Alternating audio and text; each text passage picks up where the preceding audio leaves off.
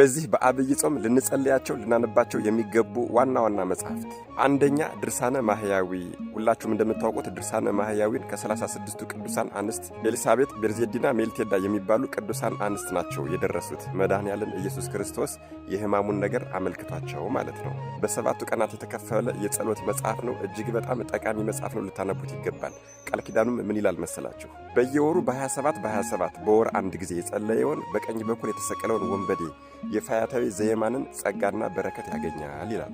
የቻለና የሆነ ዕለት በየቀኑ ካልሆነም ደግሞ ረቡዕና ዓርብን የጸለየው ሰው ደግሞ መድኃኔዓለም ኢየሱስ ክርስቶስን ገንዘው የቀበሩት የቅዱስ ዮሴፍና የቅዱስ ኒቆዲሞስን ጸጋና በረከት ያገኛል ይላል። በቀን 7 ጊዜ ድርሳነ ማህያዊን የጸለየውን ሰው ደግሞ ይላል በቀን 7 ጊዜ የጸለየውን ሰው ደግሞ በሰማይ ከእናታችን ከቅድስተ ቅዱሳን ከቅድስት ድንግል ማርያም ቀጥሎ በክብር ሁለተኛ የሆነውን የቅዱስ ዮሐንስ ወልደ ነጎድጓድ የቅዱስ ዮሐንስ ፍቁረ እግዚእን ረድኤት ጸጋ በረከት ያገኛል ይላል። አዎ ክብሩ ከዮሐንስ ወልደ ነጎድጓድ ጋር አንድ ይሆናል ይላል። እጅግ በጣም አይገርምም? ስለዚህ ሁላችሁም አደራ ድርሳነ ማህያዊ የሚል መጽሐፍ ገዝታችሁ በደንብ ጸልዩ፣ በደንብ አንብቡ። እሺ፣ ሁለተኛ በዚህ በአብይ ጾም ልትጸልዩትና ልታነቡት የሚገባ ዋና መጽሐፍ ድርሳነ መድኃኔዓለም ወገድለ አቡነ መብዓ ጽዮን የሚል መጽሐፍ አለ። አዎ እሱ መጽሐፍ የመድኃኔዓለም የኢየሱስ ክርስቶስ ለሰው ልጆች የሰጣቸውን ሁሉንም ቃል ኪዳኖች ጠቅልሎ የያዘ የመድኃኔዓለም የኢየሱስ ክርስቶስ የሕማሙን ነገር፣ የስቃዩን ነገር፣ የመስቀሉን ነገር የሚያወሳና የሚናገር ይህንንም ያነበበ ደግሞ ምን አይነት ጸጋና በረከት ክብር እንደሚሰጠው ይናገራል እዛ ላይ። እርሱንም ገዝታችሁ አንብቡ። ሶስተኛ ደግሞ የገድለ አቡነ እስትንፋሰ ክርስቶስ ገድል ላይ የሐሙሱ ላይ በመድኃኔዓለም በኢየሱስ ክርስቶስ በእያንዳንዱ ገላው ላይ የደረሰውን መከራና ስቃይ እያወሳችና እየጠቀሰች እየተናገረች ከአቡነ ዘበሰማያት ከአባታችን ሆይ ጋር የምትጸለይ እጅግ በጣም አስገራሚ ጸሎት አለች። ታዲያ ይህችን ጸሎት በፍጹም እምነት ሆኖ የጸለየ ሰው በጸለየባት ቅጽበት ከዘመዶቹም ከአዝማዶቹም ከሌሎቹም ወገኖች በየቀኑ ጸሎቷን በጸለየ ቁጥር 1000 ነፍሳትን ከሲኦል እንደሚያወጣ ቃል ኪዳን ተገብቶለታል። ይህችን ድርሰት እጅግ በጣም በሚገርማችሁ ሁኔታ ቅዱሱ አባታችን አቡነ እስትንፋሰ ክርስቶስ ናቸው የደረሷት። ታዲያ እሷም ልክ እንደ ድርሳነ ማህያዊ የመድኃኔዓለም የኢየሱስ ክርስቶስ እያንዳንዱ ገላው ላይ የደረሰውን መከራና ስቃይ ትናገራለች፣ ታወሳለች። ታዲያ ይህቺ ጸሎት ደግሞ ብድግ ብሎ የደረሷት ሳይሆን በእናታችን በቅድስተ ቅዱሳን በቅድስት ድንግል ማርያም ልቦና፣ በሰባቱ ሊቃነ መላእክት ልቦና፣ በ99ኙ ነገደ መላእክት ልቦና፣ በ24ቱ ካህናተ ሰማያት በ40ቱ እንስሳ ልቦና ታስባና ተይዛ የኖረች ነበረች። ታዲያ ቅዱሱ አባታችን አቡነ እስትንፋሰ ክርስቶስ መድኃኔዓለም ኢየሱስ ክርስቶስ ገልጾላቸው ደርሰዋታል ማለት ነው። ቅዱሱ አባታችን አቡነ እስትንፋሰ ክርስቶስ ይህችን ጸሎት በሚጸልዩ ሰዓት መድኃኔዓለም ኢየሱስ ክርስቶስ እንደተሰቀለ ሆኖ ይታያቸው ነበረ። በዚህ ጊዜ እጅግ በጣም ምርር ብሎ ያለቅሱ ነበረ።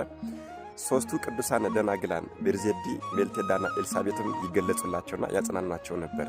በጣም የምትገርም አስደናቂ ጸሎት ናት። ታዲያ ይህችን ጸሎት የጸለየ ሰው ከቤተሰቦቹ ከዘመድ አዝማዶቹ ውጪ 1000 ነፍሳትን ያወጣል ይላል። ነገር ግን ይህች ጸሎት ነፍሳትን ከሲኦል አታወጣም አታስምርም ብሎ የሚጠራጠርና ጥያቄ የሚጠይቅ ሰው ካለ የወልደ እግዚአብሔርን ሰው መሆን ከማመን የወጣ እና በምህረት ዓይኔም አልጎበኘውም ብሎ ተቀምጧል። እሺ፣ ከነዚህ መጽሐፍት ውጪ ባዘቦት ቀን ዝም ብለን ቁጭ ብለን ከስልካችን ለመለየትና ለመላቀቅ ብለን የምናነባቸው ብዙ መጽሐፍት አሉ። ለምሳሌ የአቡነ ሽኖዳ ሳልሳዊን የትርጉም መጽሐፍት፣ በሳቸው ተጽፎ የተተረጎሙ መጽሐፍት ሁሉንም ብታነቡ እጅግ በጣም ተጠቀሙባቸዋላችሁ። ከዚያ ውጭ ደግሞ የቅዱስ ዮሐንስ አፈወርቅ የትርጉም መጽሐፍትንም በሙሉ ካገኛችሁና እነሱንም ብታነቡ በጣም ትጠቀማላችሁ። በነገራችን ላይ የአቡነ ሽኖዳና የቅዱስ ዮሐንስ አፈወርቅ የትርጉም መጽሐፍት ወይም ደግሞ ድርሰቶች በሙሉ መንፈሳዊ መጽሐፍ የማንበብ ፍላጎቱ ሞራሉ ለሌለው ሰው በራሱ ፍላጎትን የሚያበረታቱና የሚያመጡ እንዲሁም ደግሞ መንፈሳዊ ሕይወታችንን የሚያጎለብቱ መጽሐፍት ናቸው። አሁን ለምሳሌ የአቡነ ሽኖዳ ሳልሳዊ የነፍስ አርነትና የዲያብሎስ ውጊያዎች የሚሉትን መጽሐፍት ግዴታ ማንበብ አለባችሁ ብዬ አስባለሁ። እጅግ በጣም ለወጣቶች የሚጠቅሙ መጽሐፍት ናቸው። መቼም ሁሌም የታወቀ ነው ብዬ ነው። ምክርን ስንፈልግ፣ ሐሳብን ስንፈልግ የአቡነ ሽኖዳን፣ ተግሳጽን ስንፈልግ ደግሞ የቅዱስ ዮሐንስ አፈወርቅ መጽሐፍ ማንበባችን መቼም ተገቢ ነው። እሺ፣ የኛ የሀገራችን የቤተ ክርስቲያናችን እንቁ መምህራን ከጻፏቸውና ከደረሷቸው መጽሐፍት ደግሞ የዲያቆን ሄኖክ ኃይሌን መጽሐፍት ሁሉንም ብታነቧቸው እመክራለሁ። በተለየ ሁኔታ ግን ሕማማት የሚለውን መጽሐፍ በዚህ በአብይ ጾም ገዝታችሁ ግዴታ ማንበብ አለባችሁ ብዬ አስባለሁ። እኔ ሕማማት የሚለው የዲያቆን ሄኖክ ኃይሌ መጽሐፍ እጅግ በጣም ሕይወቴ ላይ ትልቅ ለውጥ ትልቅ ተጽዕኖ ፈጥሯል ብዬ አስባለሁ። ሌላው የዲያቆን ሄኖክ ኃይሌ ተግባራዊ ክርስትና የሚል መጽሐፍ አለ፣ የትርጉም መጽሐፍ። እሱንም አንብቡ። ከዚያ ውጭ ደግሞ የዲያቆን ህብረት የሽጥላን ህይወተ ወራዙት፣ አዎ የወጣቶች ህይወት የሚለውን መጽሐፍም እሱንም አንብቡ።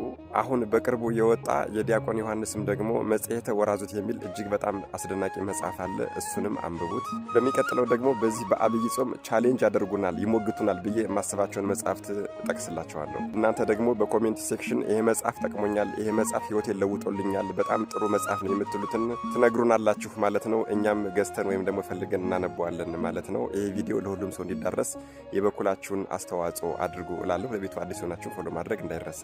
መድኃኔዓለም ኢየሱስ ክርስቶስ አስተዋይ ልቦናና ሰሚ ጆሮን ሰጥቶን ይህንን የአብይ ጾም በትጋት ጾም ነው የምንጠቀምበት ጾም ያድርግልን። አሜን። ይቆየን።